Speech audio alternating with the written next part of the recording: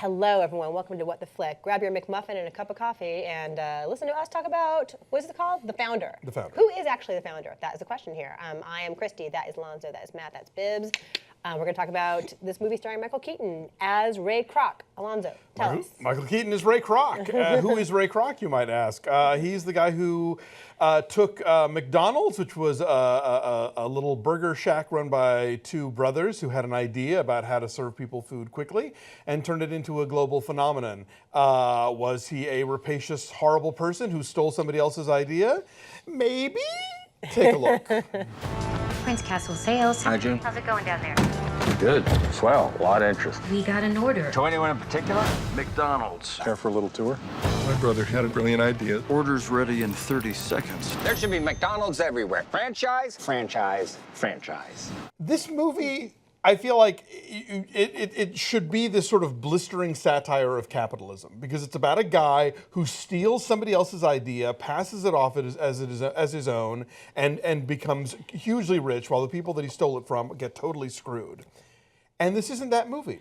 The movie is instead, well, yeah, I mean, you know, these guys had a small ambition, and Michael Keaton had a big vision, and it's Michael Keaton. He's so charming. What are you going to do? No, I don't think it celebrates him at all. I think it's kind of clever the way they hit all the notes and the beats, and they create the tone of one of these uplifting kind of biopics on somebody who created something that was super important, whatever. But slowly but surely you see what a complete bastard he is. And you know, he's Michael Keaton, and so he's charismatic and he's charming, and you can't help but, if not necessarily root for him, at least stick with him to find out what's gonna happen next. But slowly but surely, it corrupts him. It sneaks up on you the way, like, you see that he is an awful human being and not as charming as, you know, he believes he is. Right, but I think the movie lets him off too easily. I don't know. I think if it hit us over the head, if it hits over the head with how awful he is, it would seem heavy-handed. No, but yes, that's what I wanted. No. You wanted something like Thank You for Smoking. You want more of like an indictment. You want more of like a strong satire. I think it's subtle in the way it sneaks up on you and lets you know that it knows that he's an awful guy. That's what I think. Go ahead. Yeah, I found myself really interested. I think that it does kind of, you know, it's smart. I thought it did this really interesting thing where you are rooting for him at the beginning, right? Like you kind of want him to succeed, and you see this guy who's been beaten down by being effectively a door-to-door salesman, and you know his wife sticks by him, and he's trying to be the person, at least maybe his wife thinks he can be. And he's really like, you know, he's listening to like Power of Positive Thinking, and, you know, and he's chasing that dream, right? That America, that there's this narrative, false or not, that if you just work hard, you can find, you know, you can get ahead. And he's chasing that, and he finds his thing, right? And the brothers, you know, he stumbles across what the brothers have.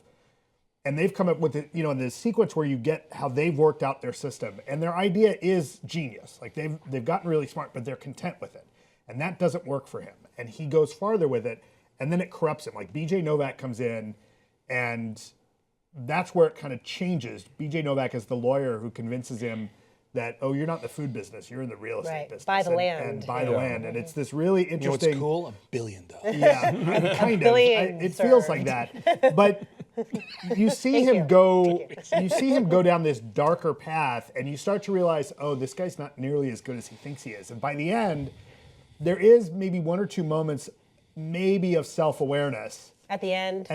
By the end of it. Yeah. But I don't think the movie does let him off the hook. Like, I came away from this, I'm like, oh, that guy's a bastard. Yeah, I mean, he steals people's ideas. He steals someone else's wife. Right. You know, Joan Kroc was married to somebody else when he met her. And although, you know what, not that I'm a total expert on Ray Kroc at all, but I read a little bit, and the way they meet in this movie is not how they met in real life. Yeah. Would you like lies with that? No, they did not actually meet at the restaurant that Patrick Stewart's Patrick Wilson. That's a much better movie. If Patrick Stewart owns McDonald's. No, but they met at some like convention or whatever, and then there was like a decade until they actually got married. But the movie does blame her for taking the ice cream out of the shakes. Oh right, she's the powdered milkshake. So she's the real villain. That's the most villainous thing in the whole movie. Yeah. I don't know. I mean, I see what you guys are saying, and yes, I think it does.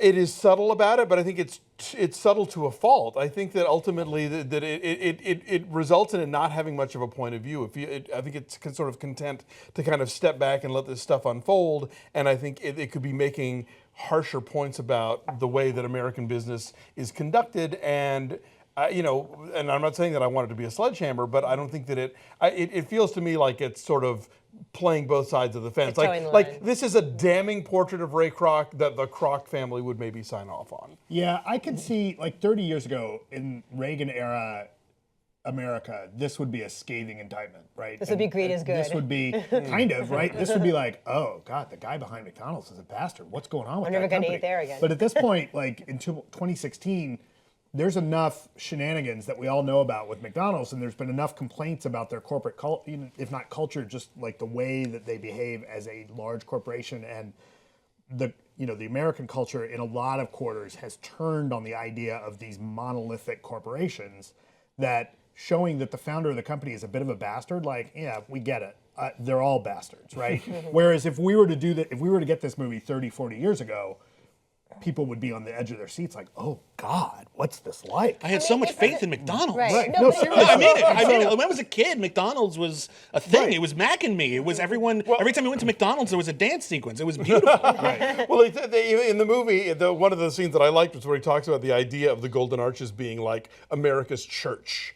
Which I thought was a really interesting because of their ubiquity and their sort of comfort, and I thought that was kind of a lot of the build-up in the first third or so, I say, has great momentum to it. And the whole section where they're showing how they figured out their system within the kitchen is edited beautifully. We should mention John Lee Hancock directed this, who did The Blind Side. And so he makes these like glossy, well-acted, well-paced movies. It's well-made. And John Carroll Lynch and Nick Offerman as the brothers. Yeah, no, it's a great cast. Laura Dern as his wife. But like slowly, his but first wife. First wife, yes. The one who didn't believe in him. Linda Cardellini is the second wife. Yes, but slowly but surely though, like this darkness and this kind of insidiousness creeps into it, and by the end you have a sour taste in your mouth. I would say it would be a great double feature with Super Size Me. Well, I'm curious to see those two together. The Tides of McDonald's. Two movies that, despite everything, will make you want a quarter pounder when they're all over. But there's a moment though here. Speaking of complicated, flawed, American corporate icons, like there's a moment here that reminds me of the Aaron Sorkin, Danny Boyle, Steve Jobs movie, right? Where Nick Offerman says to him, "What did you ever create? You created nothing." And it's very similar to the scene in Steve Jobs where Seth Rogen says to Michael Fassbender, like, what did you ever create? You created nothing. You've written all of our ideas. And so it is kind of peeling back the layers of iconography of people, someone that we think we know, someone who we can point to as an innovator who maybe is not. So I don't think they shy away from his, duplicitousness, his spinelessness, whatever. I think ultimately, because as you said, it's John Lee Hancock, I think this does ultimately come off being too slick for its own good. It's very classy. It is, and I like The Rookie a lot. Like that's a movie of his that I think is really great. Blindside less so. I don't know. This sort of left me feeling like it was too soft. Kind of like a McDonald's cheeseburger, and like, left you not satisfied and wanting more. You put that bun on the shelf, and it will just sit there for years and years. Yes, and years. All of our critic friends are coming up with fast food puns. We will refrain from that. I did at least like one. Too late. I think we've already been down that road. Sorry. Disappointing lack of Shamrock Shakes in this movie. Oh my God. But speaking of like when you're a kid, how big of a deal are Shamrock Shakes? They're very exciting. Or the McRib. I was The gonna say McRib was always That's the thing. fucking nasty. And the Monopoly game. The Monopoly game was what it was all about. That made you want to go to McDonald's like 8 times a day for a month so that you could win a cheeseburger. And they do they do the gift certificates at Christmas time anymore? Is that old? Oh well. Anyway. Wait, that's the We're so old. Christmas gift. I know. McDonald's gift certificate. I know people who loved getting those as kids. I think I still have my Flintstones commemorative I've mug. eaten a lot of McDonald's in my time. All right, so what are you? I'm giving it a 7. I thought it was well made, glossy, well acted. I give it a 5.9. I think there's some good performances in there, and it sniffs around an idea, but I think it's a little too wobbly at expressing it. Yeah, I was impressed with this movie. I think it's a little bit, probably past the time we should have got it, but I give it an 8. I thought it really worked. Okay. I didn't see it. So you get nothing. Our average is 7. Our average Have a is Coke and a 7. smile. Shut the fuck up. It is in the low 80s. I believe it had like a quick run last year For awards, which I don't think it's going to get any of, but now it's opening nationwide this week. So where is it in Tomato Meter? In the 80s Okay. right now. So see it or don't.